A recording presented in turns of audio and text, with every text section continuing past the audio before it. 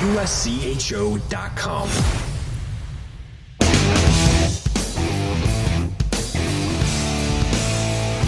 Welcome to USCHO Edge for Friday, November 18th, 2022. Each week we handicap and prognosticate some top games for the weekend. This podcast is sponsored by DCU Digital Federal Credit Union. What will DCU mean to you? Find out today by visiting dcu.org. Membership required. I'm Ed Trefzger alongside Jim Connelly and Dan Rubin. We've got some great games to talk about this week, and we're going to start right out with a huge Big Ten matchup. Number 17, Michigan State at number 6, Penn State.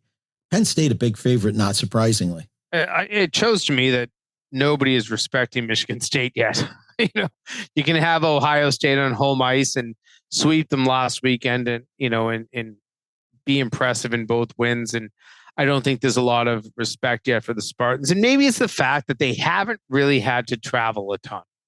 Now they're going on the road, and this is a tough building to go to. Penn State has been playing incredibly well, but Penn State to this point has probably been the most under-respected team in the Big Ten. So now you have the two least respected teams playing each other. Penn State, a huge favorite. Over-under in this one, 5.5. This is kind of a trend. I'm going to just point this out before we start with all 5 games. A couple of weeks ago, we were seeing over-unders in the 6.5 range. I said that we had some games laid off. There was a game that I can't remember exactly who it was, but they laid off the over-under. I thought it could have been 8 or 8.5. Minnesota, I'm not remembering, so it doesn't matter. But the books now are kind of edging everything low because after a few weeks, you see that correction. Teams have started to learn how to play defense. Teams have figured out their penalty kill a little bit better. You're not seeing 7, 8, 9, 10 goals a game. The over-unders in all 5 of the games we're going to preview today are 6 or lower. 4 of them are going to be 5.5. So this one, 5.5, a really low over-under for teams that I think can get up and down the ice pretty well. Penn State, a lot of shots on goal as usual. That has not changed in the Guy Gadowski era at all, no matter who they play, no matter what their opponent, especially at home. I think they're going to get a ton of shots on the net. Dylan St. Cyr in net for Michigan State is going to have to be very good, if not miraculous. But I think this is a really good pick'em type series to me. So if you're looking for a value bet, Michigan State plus 165 might be one of the best value underdogs we're going to talk about this week.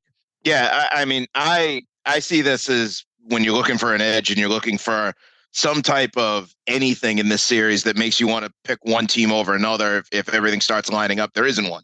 Michigan State's power play is almost equal to Penn State's power play. They're both very good.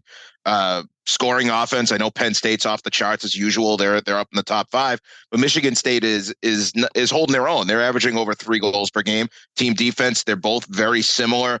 When you look at some of the things in the penalty kill, they're both very similar, which is that they both have had their issues this year. But so I don't see a prohibitive number that says even team, this makes it go one way. So for me, that usually leads to the home ice factor, which is why I think I agree. This is a great value pick 'em for Michigan State. The only thing being that it's on the road. And if you can't find something that you really like in Michigan State, then for me, then you lean towards the home ice advantage for Penn State. But in terms of value, I mean, when you're looking at the, what do we say, plus 165, that's like, I think it was last week when I said that about Notre Dame, which is when you look at the value on it, or 2 weeks ago, and you look at the numbers, like that's such a big number for Penn State, minus 205, that you almost have to take Michigan State at that, because if it's an evenly played game, I mean, that's really good odds to be taking a team that's in a really evenly played game.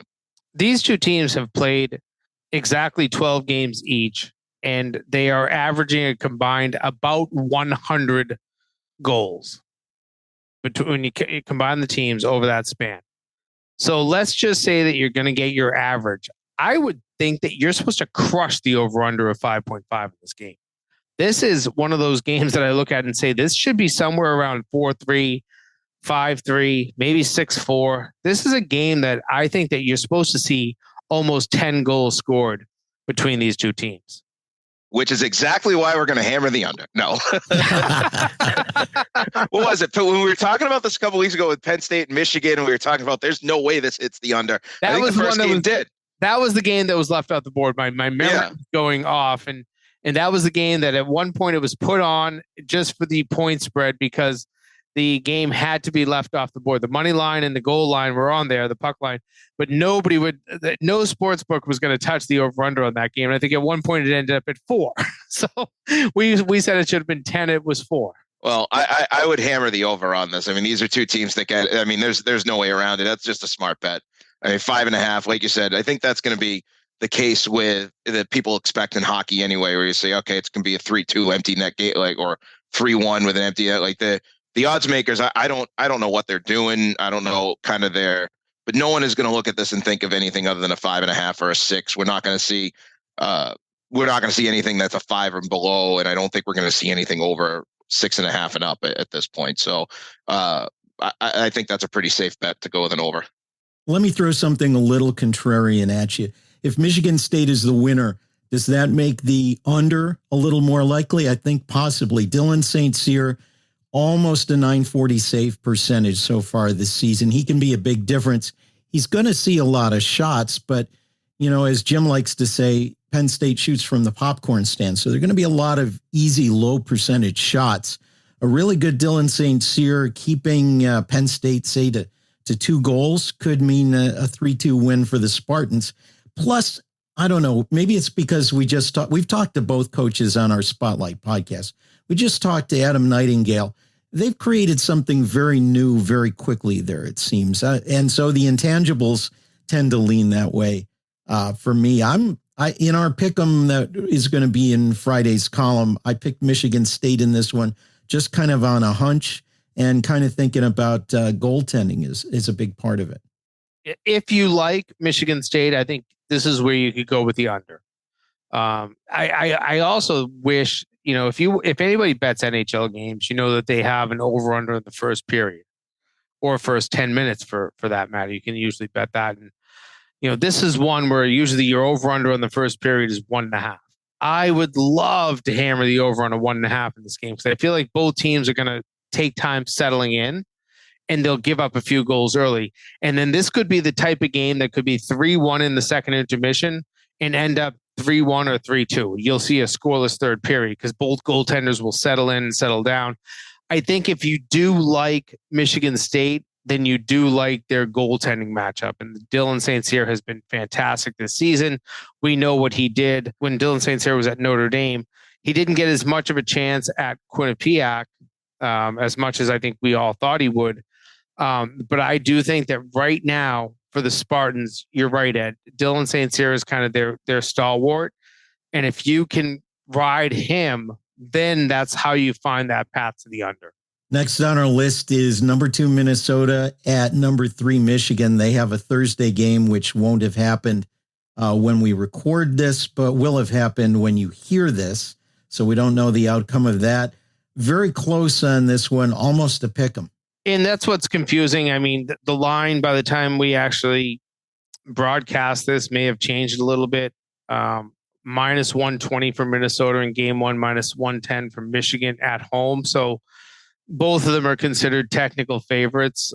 You're losing money to bet either of them. That usually, to me, says stay away from the whole matchup in general. Maybe that changes after game 1. So if you're looking for lines on game 2, check this out after you've listened to the podcast. The over-under of 6, I doubt will change. If anything, it might go to 6.5 for game 2. But I think that this is another one of those games that you should be hammering the over. That's where the value is. Michigan is still the top-ranked goal-scoring team in the country. Minnesota, not that far in back. They have scored a total of 43 goals in 12 games. You have 53 goals scored by Michigan in 12 games. You add those up, that's 96 goals combined in 12 games between the two teams. Double that, make it 200 goals in 12 games pretty much. And you know that you're supposed to have about 10 or 11 goals a game between these two teams. I think that you have to kind of hammer the over there. I would expect a 5-3, 6-4, 2 type of game. So 6 ends up being a number that I just don't know how you get to unless you're just dying for a push, a 4-2 type of scenario. So in this one, I love the over.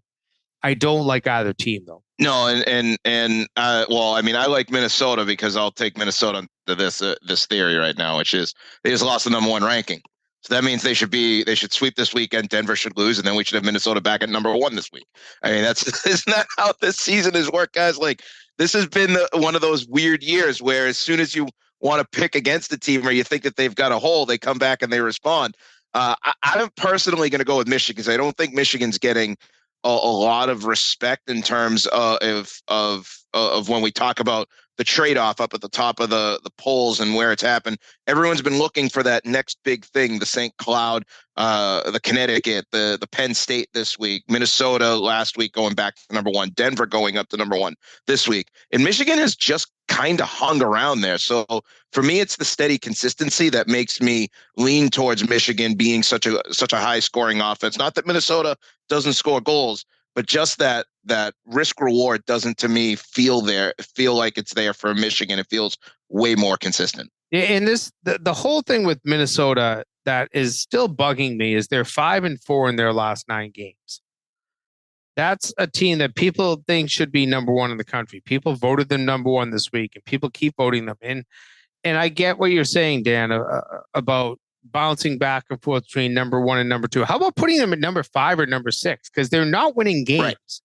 And if they were to get swept this weekend, let's just put that as a possibility because you're playing the number 3 team in the country on the road. You get swept this weekend, you're now 5-6 in your last 11 games. To me, that's not a team that's even top 5. I know their schedule's tough. I know it. So, but if I can just cut in one thing on here too, if we want to go back to those records, who are those first 2 wins against?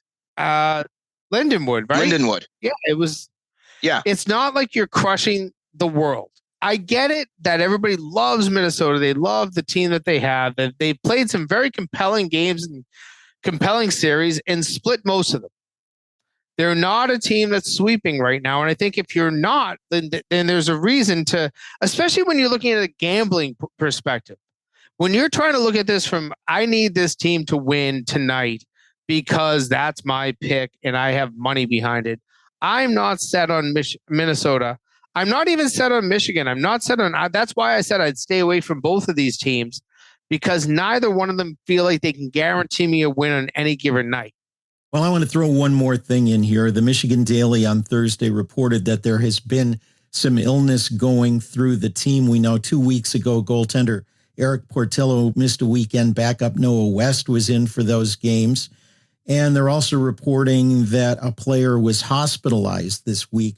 Michigan is not commenting, citing HIPAA, but there's the thought there are going to be a few substitutes in the lineup for Michigan this weekend. Does that change how you look at this, or does this make you even more wanting to stay away from it?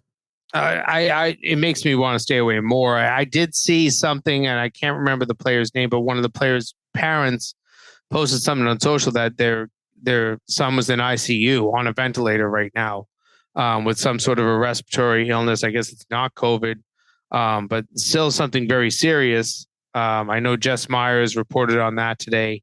I saw something on social media. So, I mean, if that's the case, that makes me even more unsure. And as a gambler, you're always looking for an edge. But I don't think that that's the type of edge you need right now, right? If it was their starting goaltender out or, somebody else or you knew that it was 6 or 8 players out or 5 or even 3, one player out, I don't know that can impact the lineup too much. I don't know enough about the illness to want to use that as a reason to take Minnesota.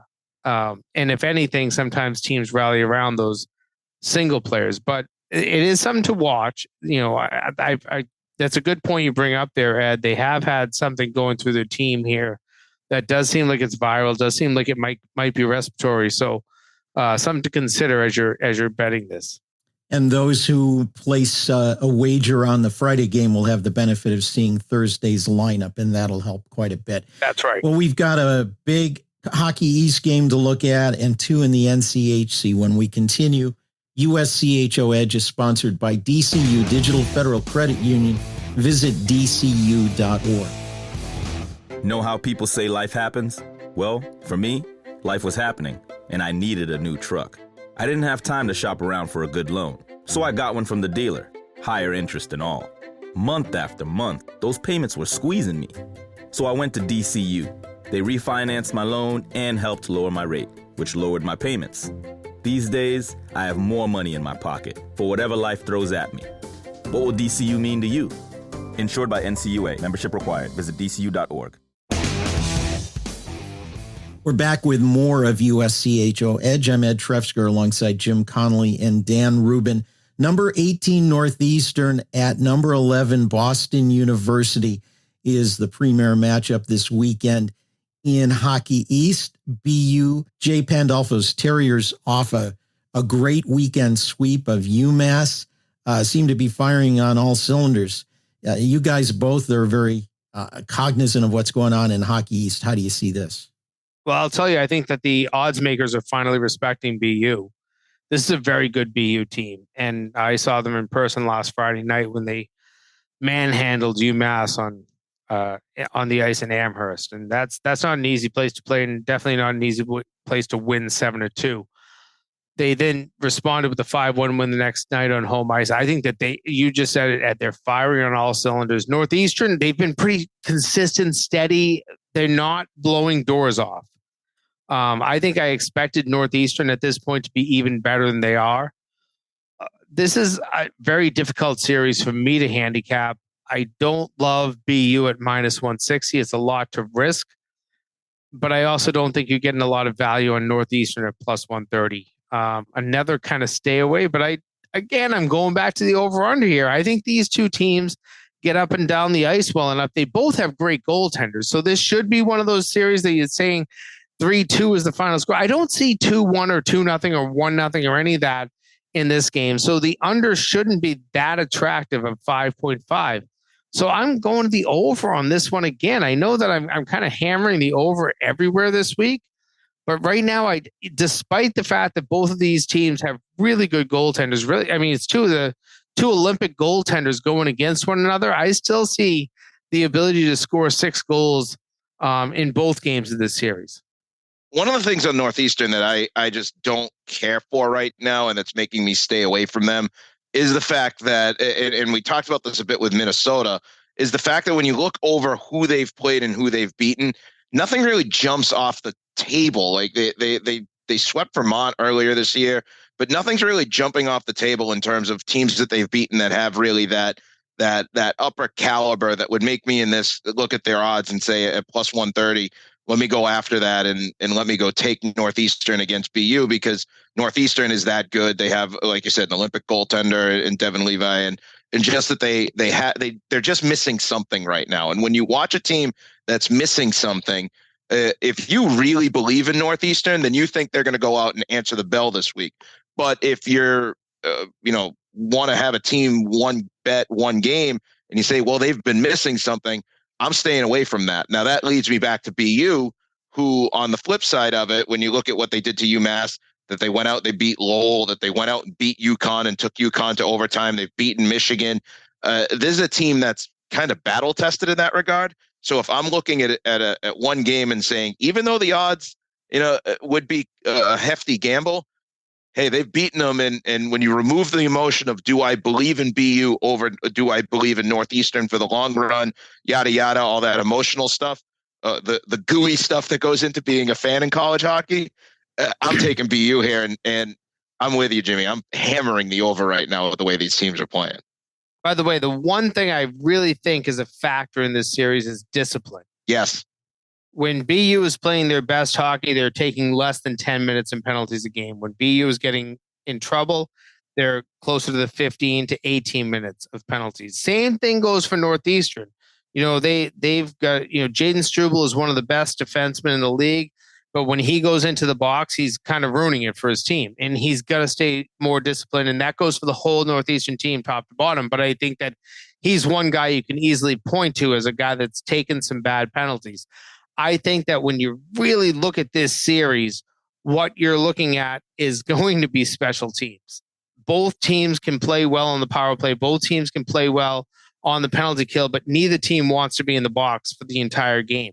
So I think if you can stay disciplined and keep and this is a heated rivalry, and I guarantee you the buildings will be packed on both nights. Visiting fans will make the ride down, and you will end up with 500 BU fans in Matthews Arena. You'll probably end up with 500 Northeastern fans in Agganis, and there will be some, controversy in the stands, and some good chants going back and forth. Let's hope they stay at chance. But this is a heated rivalry over the last 20 years, and if you can see one team staying out of the box, I think that team could make a difference. I want to go back to goaltenders. Devin Levi, 941 on the season. The tandem at BU hovering around 900. Say you get about a 30 shot on goal game from both teams. That's enough for more than a goal per game difference. If Levi has the kind of game he can have, could this be a reason for maybe taking the underdog? I think that one thing that factors into that is Drew Commesso is back and healthy for BU. And if he plays like his healthy self, you will basically see two Devin Levis or two Drew Comessos going against each other. You have two really good goaltenders that are very similar in both ends. When Commesso was hurt, they had to use their backup, and that kind of brought their save percentage down as a whole. And I think that Commesso played injured a little bit too. So I think a healthy Drew Commesso matters. Yeah, just to throw one thing in there too, when we talk about 30 shots a game, his last two games, Drew Commesso that he played against Lowell and UMass, 29 saves with one goal allowed. His numbers have definitely over the last, is it 3 games now in a row, Dan? 3 games in a row, he has played really well. 2. Let's go back out west for a couple of NCHC contests. Minnesota Duluth, unranked, a strange place for them, at number 14, Western Michigan. The Broncos are huge favorites, and they're playing in a place that's one of the hardest to visit. It's been a long time since an unranked Minnesota Duluth team has existed. I believe it was 2018, I think was the last year. So it's been some time since Duluth has not been in the top 20, and that's kind of a strange place. I think that there's probably a little hunger there, but the odds makers are looking at, they're going on the road. They're playing Western Michigan, a team that plays pretty well at home. I think value-wise, and Duluth has shown me no reason to bet on them this season. They have not been a good team. They haven't been great defensively. They haven't done a ton offensively. They have given me no reason to have faith in them. I have faith in them for some reason in this series. I believe that at 165, plus 165, they might have the best value out there this week. I know I said that about Michigan State as well, but there's a lot of value at plus 165 against a Western team that's been good. And we know that Pat Ferschweiler's teams always seem to play really well at home. They're very systematic. They do things well. But I just, for some reason, I like Duluth in this series. Dan, I know you're going to disagree with me. I'm ready for you to come back and say that I am just crazy, but this is one that I just like the value. Maybe I don't like Duluth. If I had to pick them straight up, maybe not. But with this 165 line, I don't mind them. Well, I'm looking at it, and I said, if it walks like a duck and it quacks like a duck, then it's a duck. And Minnesota Duluth has shown me, and I'm going to get absolutely massacred for this one after I say this if they go out and win, but I'm just going to own it. They've shown me nothing. And for that, going into Western Michigan, I wouldn't touch that even on value odds, none of that.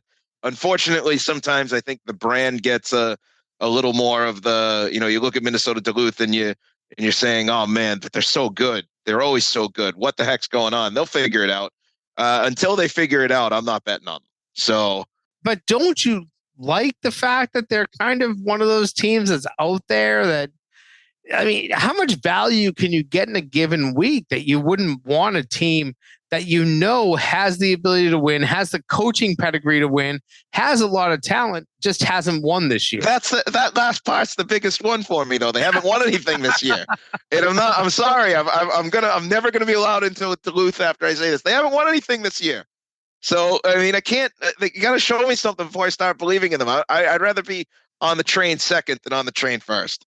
Don't get shut out of Duluth. Way too good of a city to get shut out of. I know. That would require me to leave New England, though. We all know that. You would do it by airplane. Questionable these days, Ed. Questionable.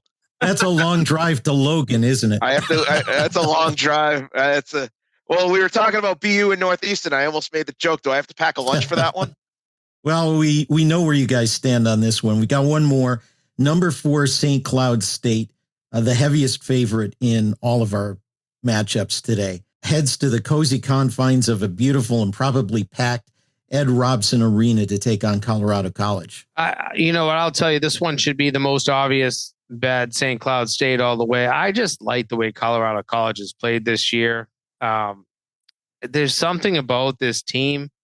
There's something about the way they're coached. There's something about the way they play.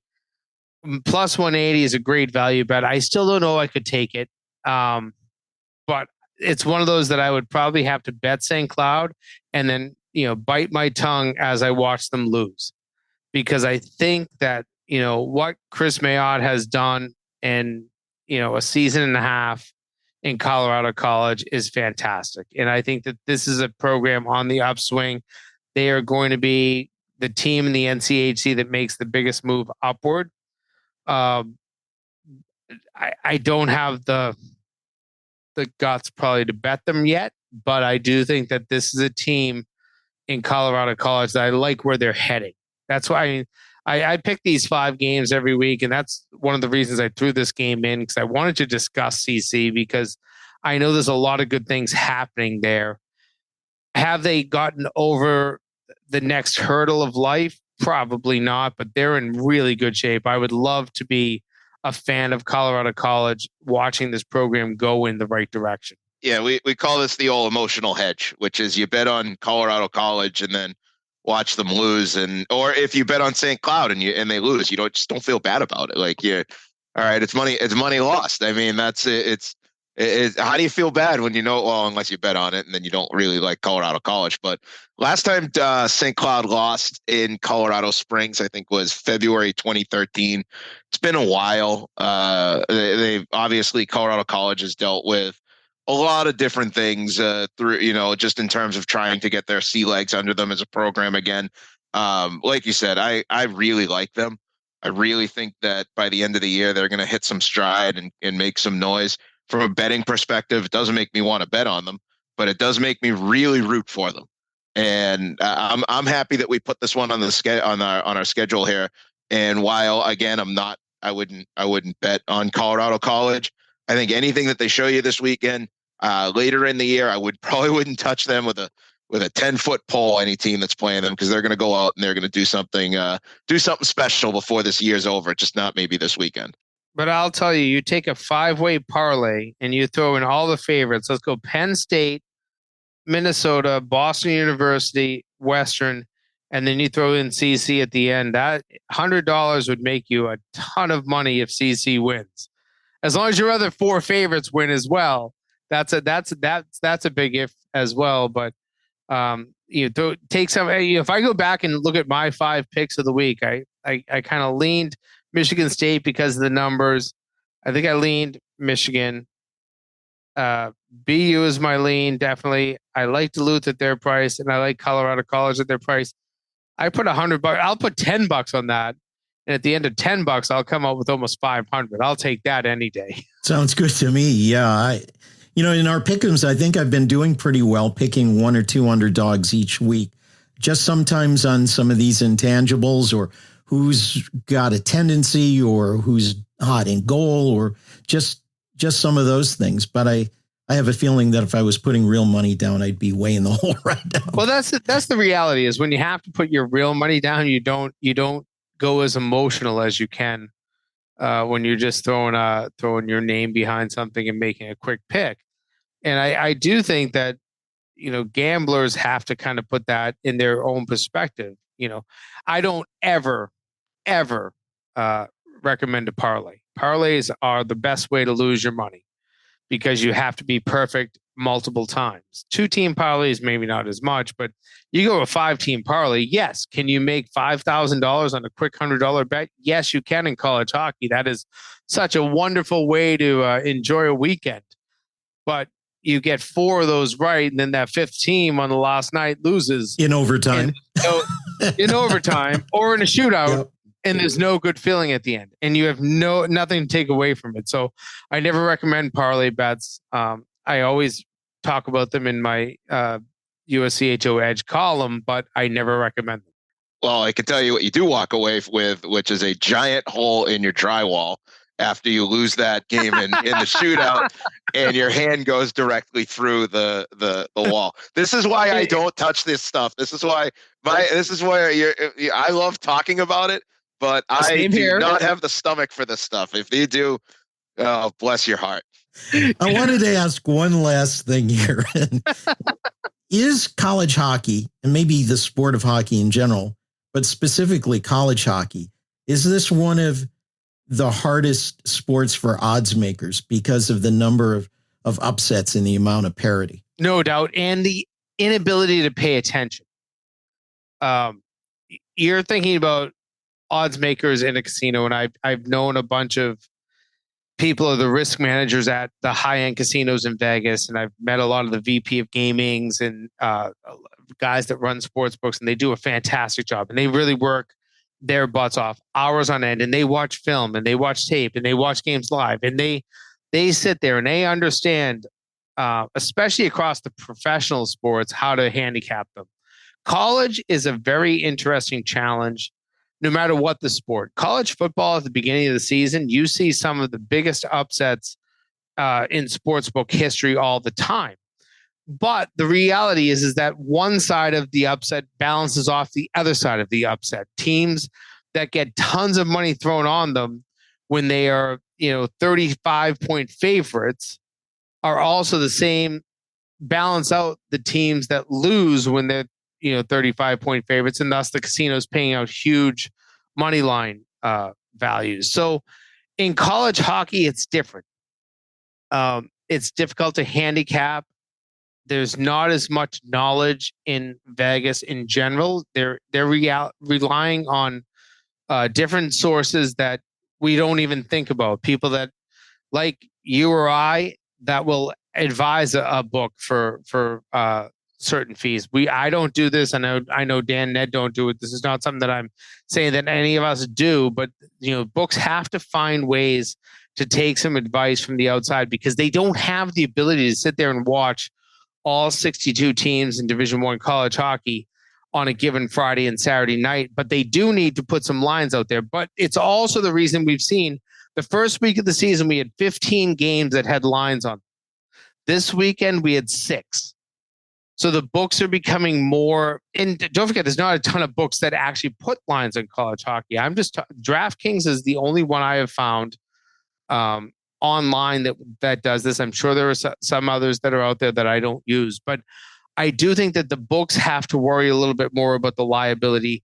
They get smarter as the season goes on. So I think it's one of those things that it's very sensitive to these books because they know that they're not taking $1 million bets, but they are going to take some bets that, put a little bit of liability to them. And they have to protect against some of it. It's at the end of the day, this is still small change compared to what the bets on college basketball and college football will be in a given season, where you have just big, really big liabilities and really big risk involved. College hockey is a little bit lower, but it still has some risk involved with the casinos. They don't like risk. Well, and just to build off of that too, when you look at some of the over-unders that you see, and even if you were looking at a puck line, the difference between a hockey game and another sport is so extreme because if you move one goal in either direction in a hockey game, you've fundamentally changed the entire outcome, which is why you'll see things at the beginning of the year in basketball where the line is 19.5 or the line, and then it shifts down to 16. Well, that's one basket in basketball that shifts it. But those 3 points, those are 4-point differences. Those are a really big deal. Same thing with the over under. When you're looking at an over under in a college basketball game of a 139 versus a 158, like there's a there's a big difference between the way that two defensive teams play each other, two offensive teams. In hockey, you're looking at a 5.5 over under. And if you have two defensive teams, you can't really shift that much further than half a point. Right. Because if you move it a full goal, you can't have an over under of a 4.5. That's just unrealistic. And we don't talk puck line a lot on this. Maybe at some week we should. I think the other one that I want to talk at some point is the futures bet in terms of the national champion and the way that line has moved throughout this year. And the only team I've really tracked heavily is Penn State because their line has moved so much. But I think that those are some of the things that we can talk about in future podcasts. There's so much in terms of betting, but when you really come down to it in hockey, college hockey, the casinos have limited the number of bets you can make just to keep it simple for themselves. Find our podcast at uscho.com/podcast or subscribe on your favorite podcast app. For Jim Connelly and Dan Rubin, I'm Ed Trefzger, and this has been USCHO Edge.